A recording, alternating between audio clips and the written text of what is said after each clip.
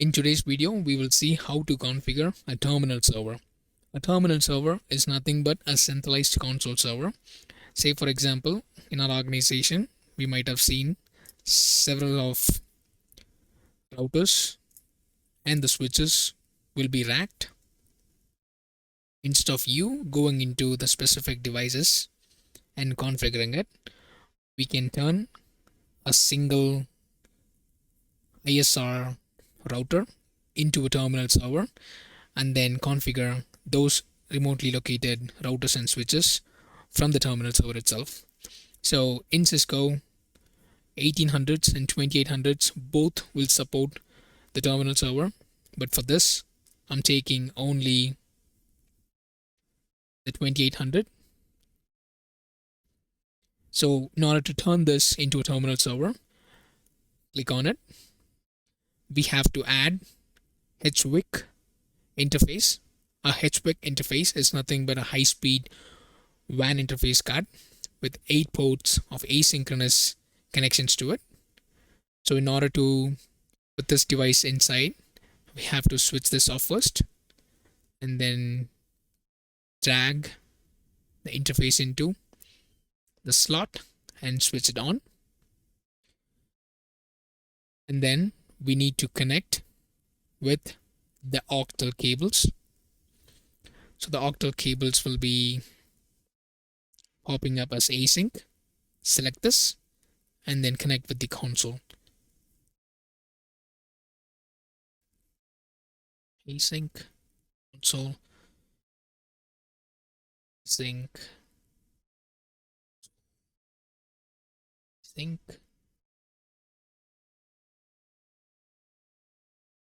async, and console.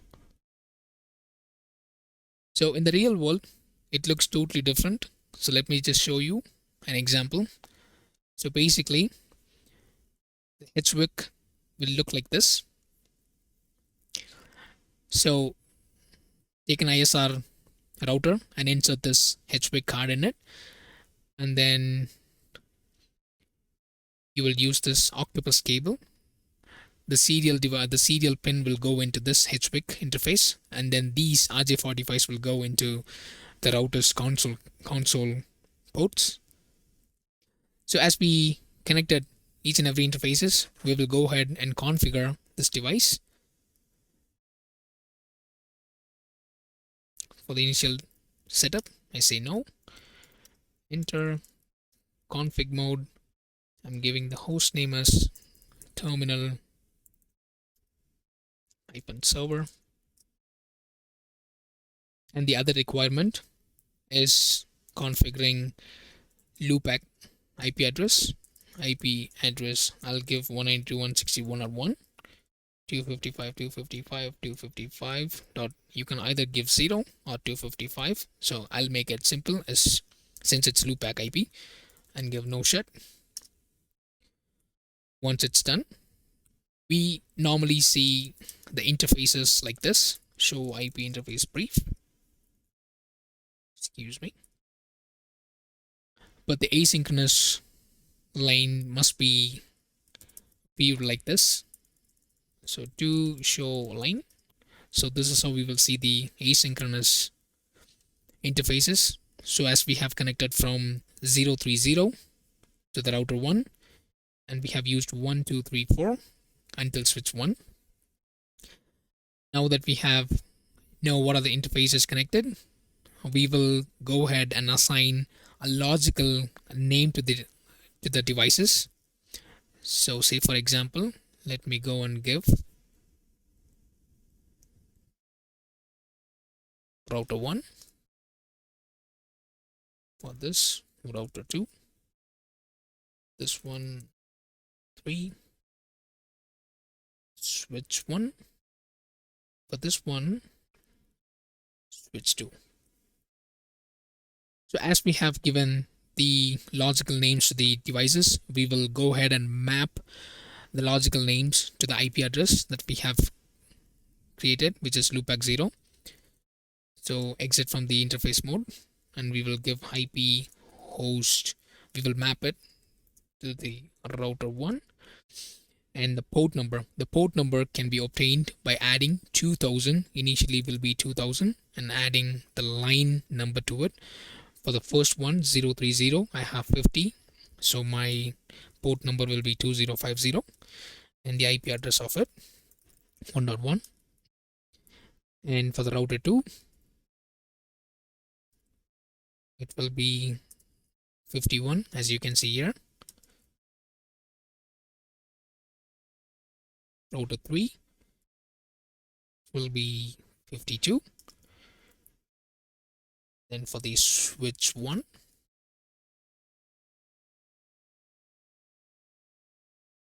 to 53.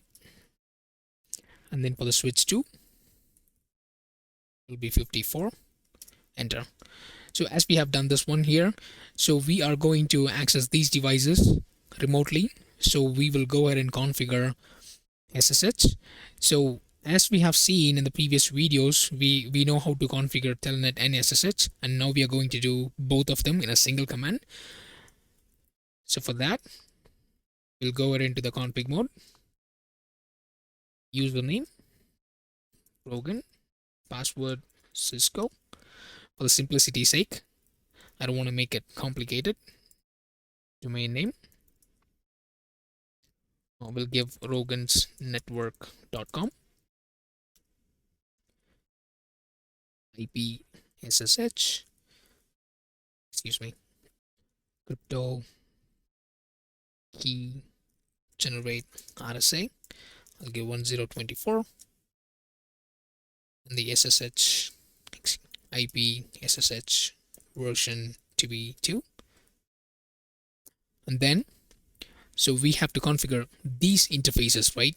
So in order to configure those interfaces, we have to go into line, question mark. You can see XYZ. So we know we have connected 030 to 4. So I'm going to go and type 030 to, it's like a range command, /4, enter. And now we will specify how do we want it. So I'm giving transport input question mark. You can either do it SSH or Telnet. I'm giving all in a single command. Once it's done, we will go ahead and say login local.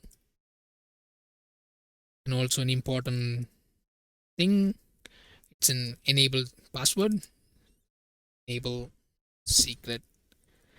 I'll give AS. For simplicity's sake, really, I'm gonna give Cisco.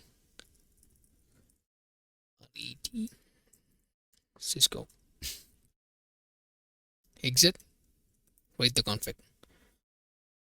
So as we can see, we have completely configured the terminal server, and we'll try to access it from the terminal server itself, the other devices. In order to do that, we will type router 1. That's the logical name that we have assigned it, and also we mapped the IP to it. Once we hit enter, it's prompting username,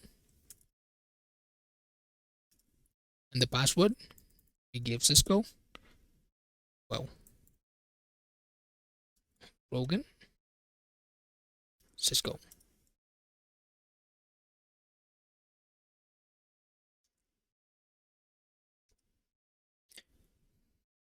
As you can see, I'm logged in the router. I will enable it. Instead of EN, I just typed RN. So we'll type EN, and we are into the router 1. So we will go ahead and configure the router name. So host name router 1.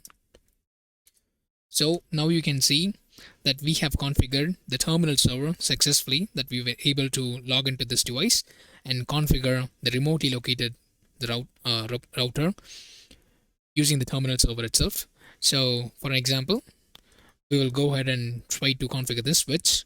So we will exit from this device now. Exit. So in order to exit from this router completely, you have to press Ctrl+Shift+6X and then exit again to confirm, and then enable Cisco. So now we were into the terminal server again. So we will try to log into the switch 2 again. In order to do that, we will type SW2, enter. Again, same password, Cisco. And we are into the switch right now. As you can see, we have logged in from the terminal server to the switch 2. Enable conft, and we'll give the host name switch 2, exit, and write the configuration. And now I will exit from this device. In order to exit, it's clear. It's Control Shift 6 and X. And again, exit to completely come out of it. And now we are back into the terminal server. So in order to see what are the hosts present in it, we can view by show host 1, 2, 3, and then switch 1 and switch 2. And to see how many devices were in currently use, we can how many users have currently logged in. We can use show users. So none of them were logged in because we just logged out completely. So that's it. So as of now, we have completely configured a terminal server, and we were able to log into the remote devices and able to configure them. So that's it.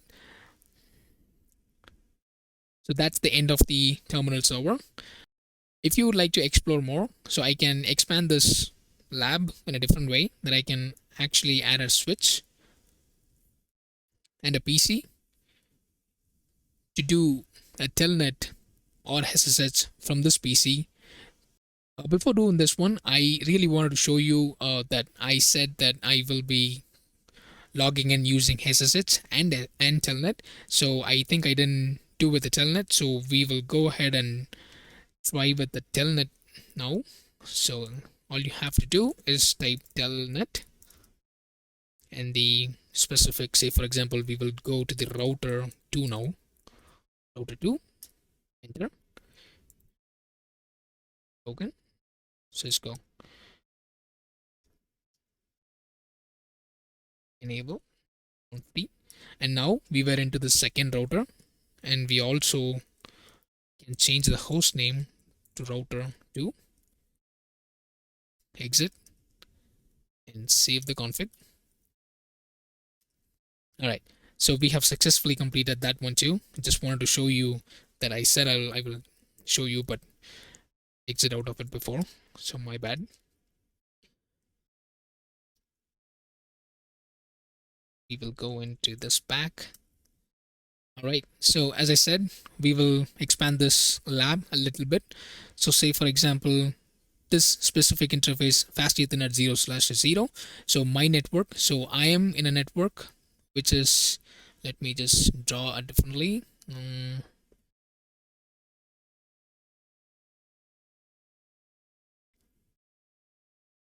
All right, perfect. So this specific fast ethernet 0/0 is in 10 dot network. So I'm in a 10 dot network. Say for example, I will go ahead and configure myself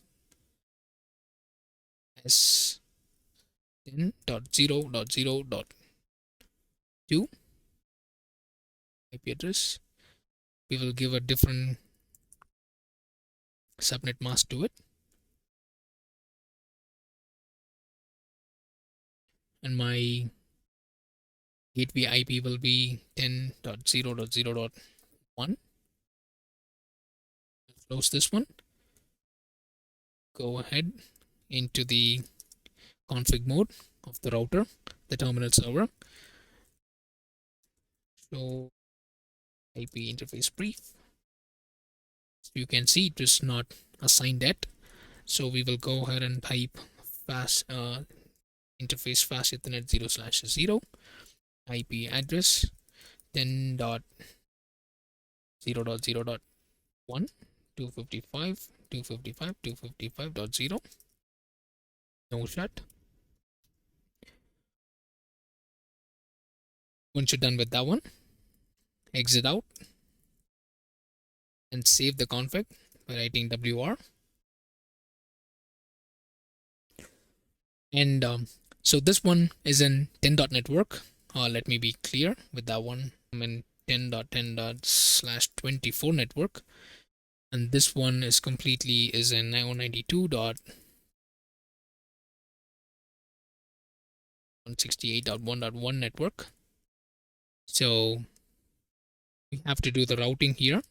So go into the config mode, IP route 10.0.0.0 network, just 255.255.255.255.0. I think I got a little bit confused. So this one should be 0 network. As we have routed now, we will exit it. So once we have configured the specific routing informations, we also have to go ahead and configure the remote access for the specific device from the PC. So in order to do that, we have to go into the configure mode, go into line VDY 0 to 5.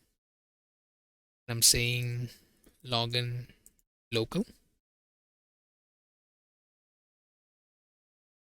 and also transport input all.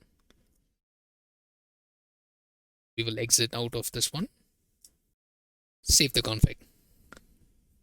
As we have done here, we will go ahead and open up the PC and we'll try to ping 1.1. If we were able to ping this device, we should be also able to log into the device using Telnet and SSH. So 192.168.1.1, giving Rogan, password Cisco. I'm into the terminal server, so meaning that I'm able to log in from my PC into this terminal server in Cisco.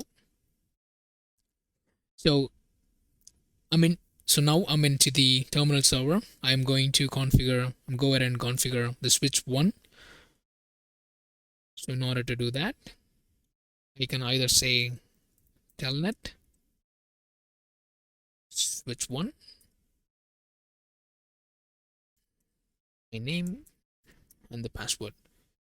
As you can see, I have logged into this switch specifically. So I'm going to go into this device and configure the host name for it. Name, switch, exit, and save the config. So as you can see, we initially configure the terminal server and configure the router 1 and router 2. And then I think we have configured the switch 2 as well. And after that, we were able to telnet into the router 3 and able to configure that device.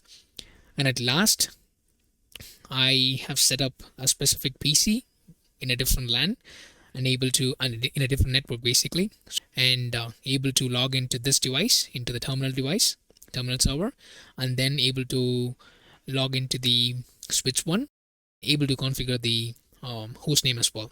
So we have configured the terminal server and also seen how it worked from a different PC in a different network as well. So thank you so much for watching. Stay tuned for the next videos. Until then, bye from Rogan.